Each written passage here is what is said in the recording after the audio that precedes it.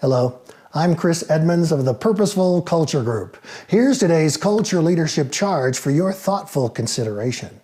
How are your team leaders perceived by team members in your department, region, or company? The relationship team members have with team leaders drives team members' perceptions of the work, of the company, of their peers, and of their customers. A purposeful, positive, productive relationship boosts team member engagement, service, and performance. A dismissive, demeaning, discounting relationship erodes those three desirable outcomes. I spent 15 years in nonprofit management as an executive and director. Over that time, I had a few great bosses, mostly good bosses, but I had a few lousy bosses too. One of my lousy bosses made grand promises to staff members, to volunteers, to customers, yet he kept few of his commitments. I learned his word was not trustworthy.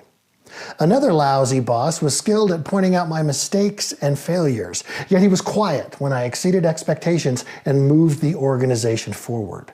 I learned to insulate myself from him because all I heard from him was disappointment. My worst boss asked me to lie. My staff and volunteer team and I had worked our butts off to raise $25,000, which was double what that branch had ever raised before. But at the campaign's closing dinner, with 300 people in attendance, my boss told me to get up in front of everyone and tell them we had raised not $25,000, but $30,000. I refused, and I announced the real total. He was not happy, and I didn't care. I left that job as quickly as I could.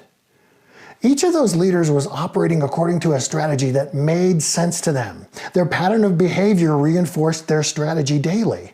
The problem, if leaders primarily behave in service to themselves, trust drops, respect drops. Team members learn to be on guard, protecting themselves from cutting remarks and things like that. Yet if leaders consistently behave in service to team members, trust grows, respect grows. Team members learn to bring their best selves to the work, to ask questions, to drive efficiency, to solve problems rather than observe problems from a distance. What would you rather have?